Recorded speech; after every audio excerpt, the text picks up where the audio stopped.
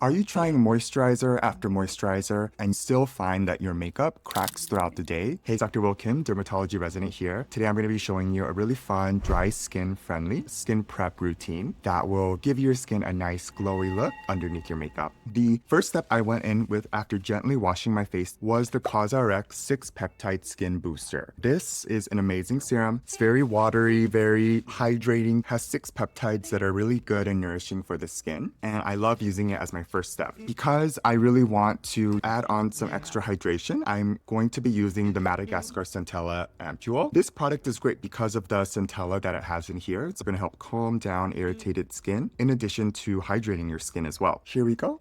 You can see this one's also pretty watery, but in my opinion, just a touch less than the COSRX one. After, I'm going to go in with my TirTir Milk Skin Toner. I'm going to be using 2 different Milky toners today. If you just have one, you can use that same one twice. This one is pretty watery, but is a little milky too. I use this as my third step. You could have also used this as the second step. I went ahead and rubbed all of that in. I'm going to let all of this dry down, I would say 10 to 15, 20 seconds so that everything can just form a nice thin layer. If it's really wet, you might want to wait a few more seconds. And then once it's feeling nice and almost tacky, I'm going to move in to my 4th step, which will be the Skinceutical CE Ferrulic.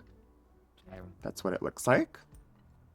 I think if you're dry, you would really like this serum. Of course, it's a very pricey serum, and there are other vitamin C's out there that you could certainly use and get incredible results with. But this one is one of the OGs in dermatology because of all the research that's been behind it. I'm going to move on to my Prequel half and half ceramide fluid moisturizer. It is a fluid moisturizer, and that's how I'm using it today. But at the same time, I think about it more as a really heavy milky toner. You certainly don't have to buy both of these. This is the one that I would really recommend purchasing, and you could do 2 layers of this Prequel if you wanted. You could even do a 3rd layer if you're really dry. This is my secret weapon against under eye concealer creasing. I like to smile throughout my day, and the skin around our eyes is very delicate and it's more prone to creasing with concealer. The last step I went in with today, which was my 6th step, was a sunscreen, and I used the Haruharu Wonder Black Rice Sunscreen SPF 50+ and 4 PA+.